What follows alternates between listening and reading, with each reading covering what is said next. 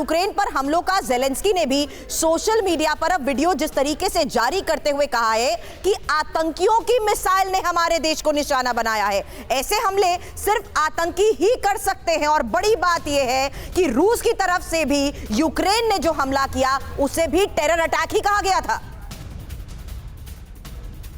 Manish Jha Moscow से हमारे सहयोगी इस वक्त हमारे साथ जुड़ चुके हैं। रूस ने यूक्रेन पर हवाई हमले जिस तरीके से किए, एक्सपर्ट्स और तमाम दुनिया में लोग ये दावा कर रहे हैं कि ये तो महज पहला एपिसोड था।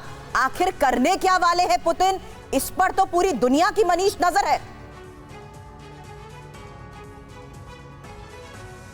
बिल्कुल सुरभि, और मुझे भी लगता है कि पुतिन फिलहाल कम से कम अगली कार्रवाई यूक्रेन की तरफ से क्या होगी उसका इंतजार करेंगे, क्योंकि पुतिन ने कल नेशनल सिक्योरिटी काउंसिल की मीटिंग के बाद भी कहा कि अब अगर यूक्रेन की तरफ से हमला होता है तो हम फिर उसी स्केल में जवाब देंगे जितना रूस को थ्रेट होगा।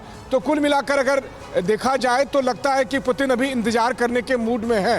हाँ, ये बात जरूर है कि इस बीच जो यूक्रेन के 4 राज्यों में जिनका रूस में विलय हो चुका है और जहां पर रूस और यूक्रेन की सेना आमने सामने है, वहां पर आपको दिखाई दे सकती है कि लगातार दोनों तरफ से गोलीबारी हो रही है, जंग तेज हो सकती है। लेकिन पुतिन उसके जवाब में शायद दूसरे और शहरों में हमला ना करे, लेकिन निश्चित तौर पर ये बात कह सकते हैं आप कि कल की घटना के बाद चीज़ें थोड़ी चेंज हुई है। रूस में भी जो एक मनोबल डाउन हो गया था, पिछले कुछ हफ्तों में रूस की सेना पीछे खदेड़ रही थी, तो उसको लेकर थोड़ा मनोबल डाउन था। तो कल जब 12 शहरों में एक यकाएक हमले हुए तो कम से कम रूस के लोगों को लगा है कि प्रेसिडेंट पुतिन या रूस की सेना समर्थ है। हाँ, ये अलग बात है कि उस लेवल के हमले अभी नहीं कर रही है। दूसरी बात, रूस के नए जनरल के आने के बाद अब आपको जमीन पर लड़ाई कम और इस तरह के हमले ज्यादा दिखेंगे, यानी एयर स्ट्राइक ज्यादा दिखेंगे। तो रूस की ये रणनीति बदली है और ये यूक्रेन के लिए बेहद घातक हो सकती है। बिल्कुल, रूस का आक्रामक रुख कल हमने देखा, जिस तरह से ताबड़तोड़ हमले किए गए, यूक्रेन के 12 शहरों को बनाया गया निशाना। यूक्रेन और तमाम नेटो कंट्रीज जवाबी कार्रवाई की तैयारी कर रहे हैं, लेकिन रूस आगे क्या करने वाला है ये फिलहाल किसी को पता नहीं है। यूएन में भिड़े रूस यूक्रेन के प्रतिनिधि, और रूस ने यूक्रेन की तुलना की आतंकवादी संगठन से। यूक्रेन लगातार कह रहा है ये आतंकवादी देश है। रूस बोला क्रीमिया पर हमला आतंकवादी हमला है, यानी रूस की आत्मा पर हमला किया गया यूक्रेन के जरिए, और ये भी एक आतंकवादी हमला है। रूस को भी यूक्रेन ने बताया आतंकवादी देश, कहा ये आतंकवादी हमारे लोगों को मारता है। मनीष, हमारे जो सहयोगी हैं वो इस वक्त मॉस्को से हर एक अपडेट बता रहे हैं।